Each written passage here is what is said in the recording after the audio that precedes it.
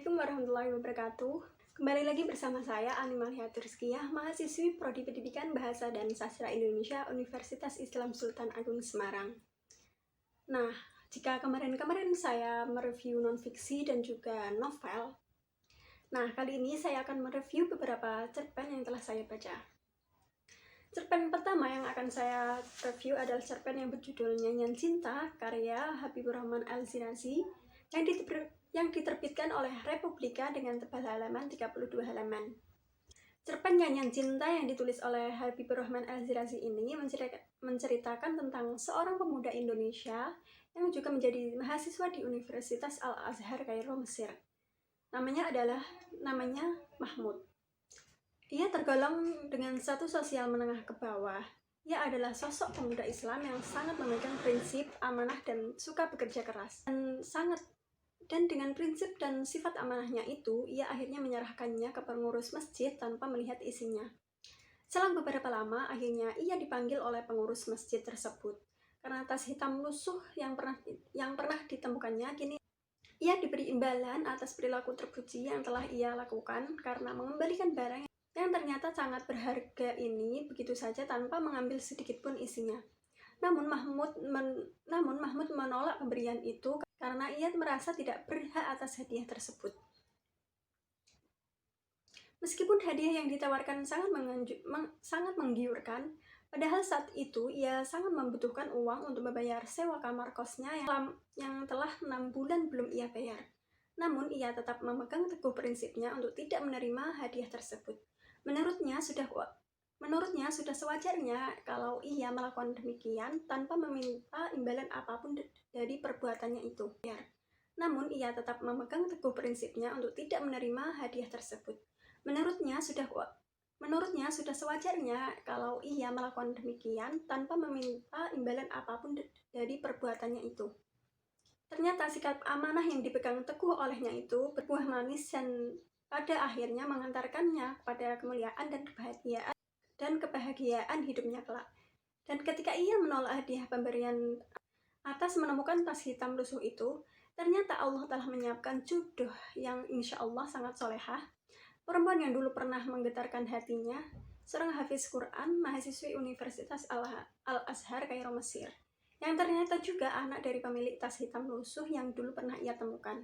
Penulis dalam cerpen ini mendeskripsikan latar cerita dengan menceritakan suasana Kairo, Mesir, sampai kita terhanyut dalam suasana kota itu dan seolah-olah ikut merasakannya.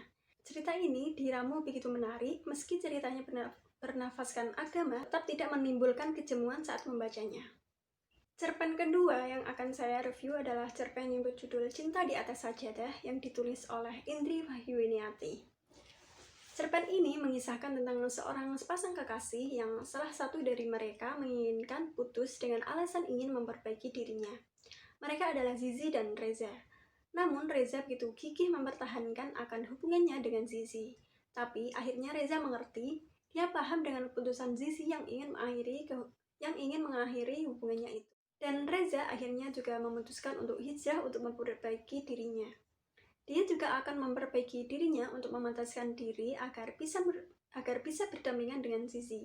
Ia berjanji pada Zizi bahwa dia akan menjemput Zizi setelah hijrah ke kehidupan yang lebih baik. Dan tak terasa sudah 2 bulan mereka tidak ada komunikasi. Tiba-tiba Zizi teringat dengan pesan dari Reza yang mengatakan bahwa ia akan menjemputnya.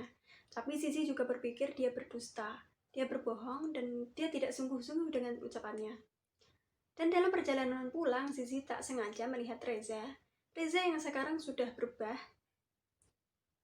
Dia duduk di pelataran masjid dan setelah kejadian itu, Zizi mulai penasaran. Ia menstalking media sosial milik Reza dan benar ia sudah berubah. Postingannya berisi tausiah dan nasihat-nasihat agama. Zizi pun terenyuh. Ia bergumam kapan ia akan dijemput oleh Reza. Dan 2 hari kemudian setelah pulang kerja, Zizi melihat mobil terparkir di depan rumahnya. Dan ternyata itu adalah Reza yang selama ini ia tunggu. Ia datang untuk menepati janjinya. Beberapa hari kemudian mereka melangsungkan pernikahan dan Reza juga memberikan mahar yang tidak sedikit dan juga hafalan surat Ar-Rahman. Menurut saya cerita ini unik, namun endingnya kurang sedikit greget. Cerpen ketiga yang akan saya review adalah cerpen yang berjudul Aku, Putri Ayah, yang ditulis oleh Komaria. Cerpen ini mengisahkan tentang seorang anak perempuan yang sejak kecil ditinggal ibunya, yaitu Fatimah Az-Zahra atau sering dipanggil Ima. Ima ditinggal ibunya sejak umur 4 tahun karena ada penyakit yang menyerang ibunya. Sering sekali Ima iri dengan teman-temannya yang mempunyai ibu, dan tak jarang juga Ima juga ditanyakan tentang ibunya yang sekiranya teman-teman sepele dengan pertanyaan-pertanyaan tersebut, namun begitu menyayat di hati Ima. Setelah lulus, Ima memutuskan untuk mondok. Ia memutuskan hal itu bukan sekedar ingin memperdalam ilmu agama, tapi karena dia sudah tak tahan lagi merindukan ibunya. Setiap kali melihat foto ibunya, setiap melihat teman-teman sebayanya yang menjadikan ibu mereka sebagai sahabat, dan Ima hanya mempunyai ayah yang tak bisa menjadi ibu baginya. Setelah berpikir, akhirnya ayahnya mengizinkannya untuk mondok. 1 tahun berlalu, Ima tak tinggal bersama ayahnya. Sesekali, ayahnya juga menjenguknya. Walau hanya sebentar, Ima ingin mengutarakan semua keluh kesahnya karena terlalu merindukan sosok ibunya.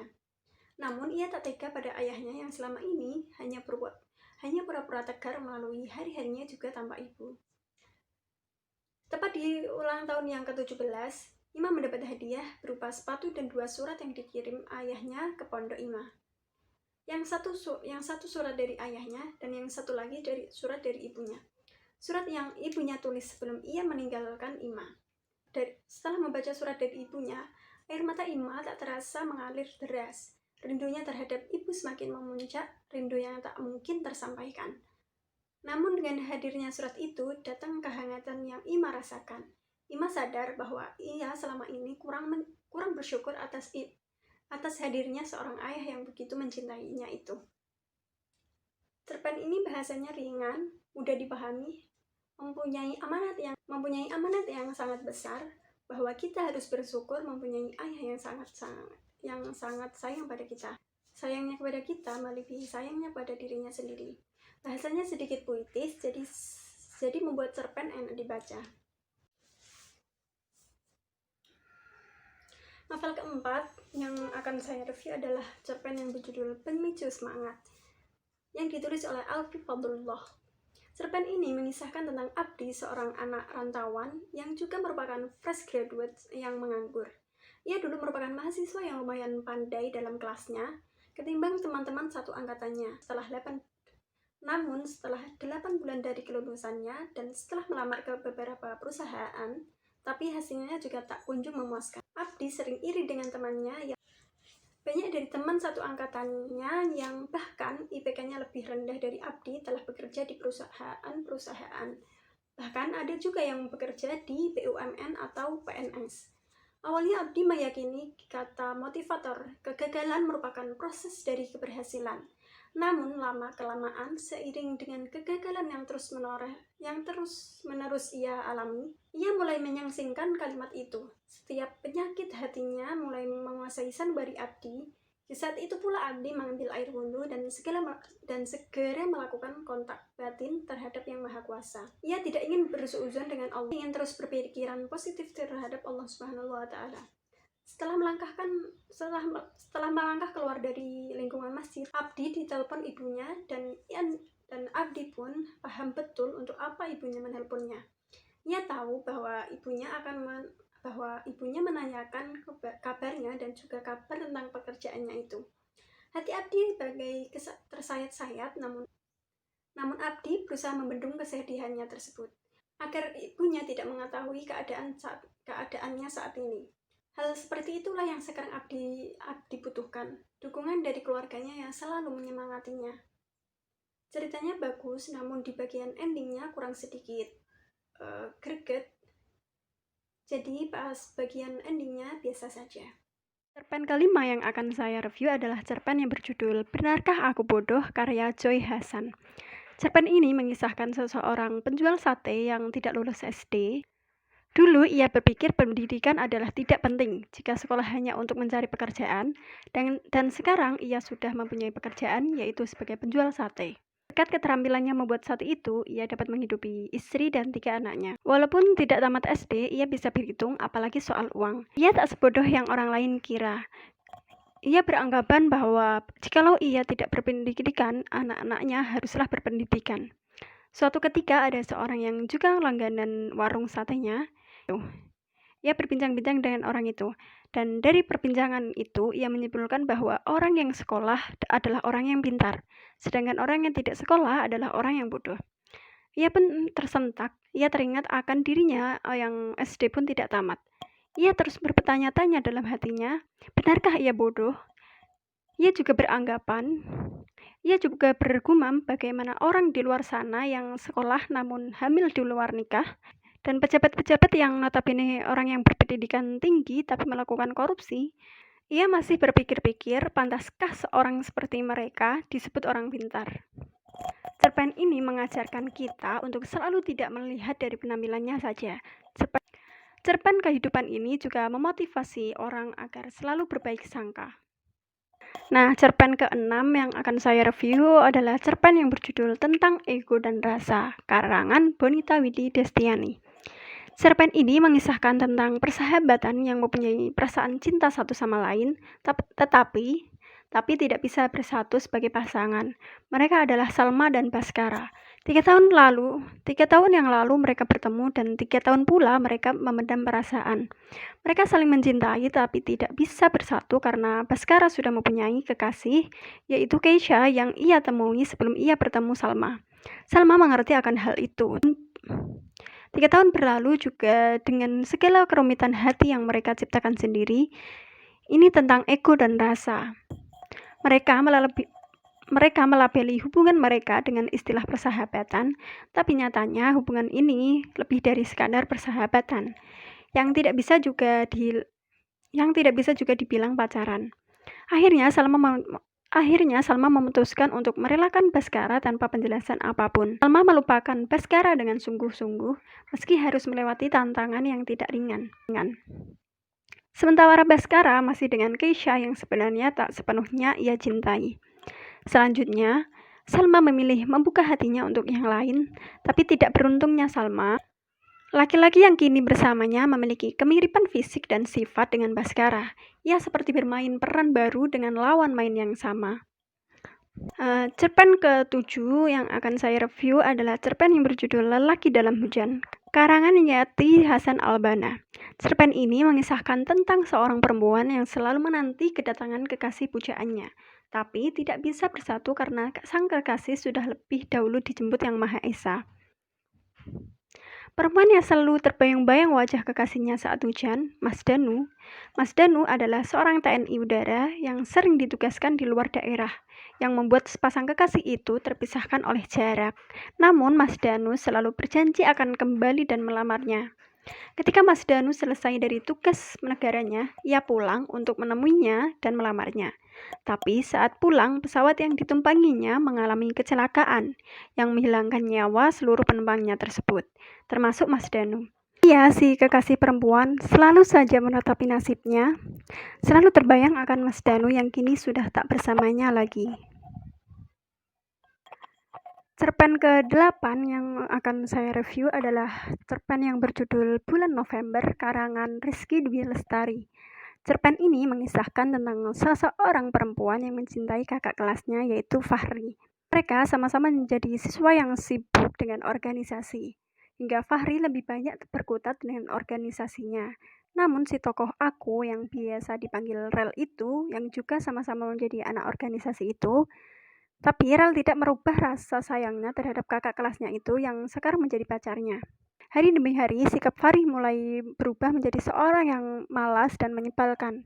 Dia juga sering meninggalkan Rel ketika Rel membuat proposal. Fahri memilih untuk menemani teman-temannya. Hal itu membuat Rel lelah. Rel memutuskan untuk putus dan Fahri pun seolah mengiyakannya. Dia juga dikabarkan telah mempunyai pacar baru. Rel mengatakan putus ada sebabnya, karena setiap Rel meminta putus pada Fahri pasti memperbaiki dirinya. Namun kali ini berbeda. Fahri menjadi semakin buruk di mata Rel. Jadi Fahri berpacaran dengan sahabat Rel sendiri, yaitu Karina. Namun hari demi hari Karina menyerahkan Fahri kepada Rel lagi. Cerpen yang ke-9 yaitu cerpen yang berjudul Makna Hujan Turun yang ditulis oleh Jessica Silviani. Cerpen ini bercerita tentang sepasang kekasih yaitu Sania dan Reval. Namun mereka terpisahkan oleh alam yang berbeda. Reval sudah tiada meninggalkan Sania dan sudah 4 bulan Sania menunggu Reval. Sania masih belum ikhlas dengan kepergian Reval. Ia terus menunggu di taman yang selalu mereka kunjungi. Setiap adanya hujan, Sania teringat pada Reval. Mereka sangat suka pada hujan. Mereka sering bermain-main dengan hujan. Setelah 4 bulan juga, Sania duduk melamun di taman yang sering mereka kunjungi. Namun suatu hari saat Sania duduk melamun di taman, Rena, sahabat Sania, mengajaknya ke suatu tempat yang dimana itu ada Reval, yaitu di pemakaman. Seketika Sania langsung meneteskan air mata. Ia tak bisa membendungnya. Ia terus menangis di pelukan makam Reval. Hujan pun datang, seolah hujan datang itu untuk menyadarkan Sania bahwa Reval sudah tiada. Kini Sania juga sudah mengetahui apa makna hujan yang sering ditanyakan oleh Reval kepadanya. Makna hujan turun adalah keadaan di mana kita harus jujur dan harus menerima segalanya dengan ikhlas. Setelah kita menerima segalanya dengan ikhlas, barulah kita berbahagia. Cerpen ke-10 yang akan saya review yaitu cerpen yang berjudul Beranjak Dewasa, karangan Siti Nurlaili. Cerpen ini mengisahkan tentang seorang bernama Nasyira Raisya yang telah beranjak dewasa. Dia berumur 20 tahun. Ia wanita yang tak terlalu memikirkan tentang cinta. Hanya saja dia mengagumi seorang laki-laki yang bernama Rai. Nasyira sangat ambis dengan cita-citanya yang tak ayal dia tidak begitu peduli dengan masalah cintaan. Karena kesibukannya kuliah dan kerja, ia jarang sekali di rumah. Tak jarang tetangganya juga heran Nasyira yang sekarang sudah dewasa. Dengan bertambahnya dewasa juga, ia sering mendapat pertanyaan kapan nikah, dan ia hanya bisa bersenyum, tapi dalam hati Nasyira merasa tidak nyaman akan hal itu. Tetapi pertanyaan itu memang sudah biasa ditanyakan pada seorang yang berumur 20 tahun. Cerpen ke-11 yang saya review adalah cerpen yang berjudul Antara Cinta dan Restu Orang Tua, karangan Eka Rahmawati. Cerpen ini bercerita tentang Keiza yang dijodohkan oleh orang tuanya bernama Dimas. Keiza sama sekali tidak mencintai Dimas. Keiza juga sudah menolak pernikahan tersebut, namun keputusan mamanya tidak bisa diubah. Keiza terpaksa menikah dengan Dimas yang tak dia cintai. Setelah pernikahan, Keiza tak pernah melakukan kewajibannya sebagai seorang istri. Dia akhirnya pergi ke Jogja tanpa memberitahu suaminya dan orang tuanya. Karena perlakuan Keiza, akhirnya Dimas menceraikan Keiza. Hal itu yang paling ditunggu oleh Keiza. Saat di Jogja, Keiza bertemu seorang lelaki bernama Vito dan ia mencintai Vito. Mereka saling mencintai, akhirnya mereka diberi restu oleh kedua orang tuanya. Keiza berjanji kepada orang tuanya, kali ini ia akan membahagiakan orang tuanya. Keesokan harinya, kedua orang tua Keiza keluar kota untuk mengunjungi temannya yang sedang sakit. Namun kabar tidak baik diterima oleh Keiza. Kedua orang tuanya mengalami kecelakaan dan menyebabkan kehilangan nyawa kedua orang tua Keiza tersebut. Keiza sangat syok dan keadaan itu ia menangis sejadi-jadinya. Setelah sepeninggalan orang tuanya, hanya Vitolah harapan satu-satunya. Akhirnya mereka melangsungkan pernikahan.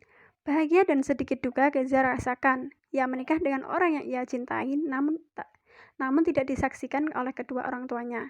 Tapi Keiza merasakan kehadiran orang tuanya saat pernikahannya tersebut. Karangan Jumriyati.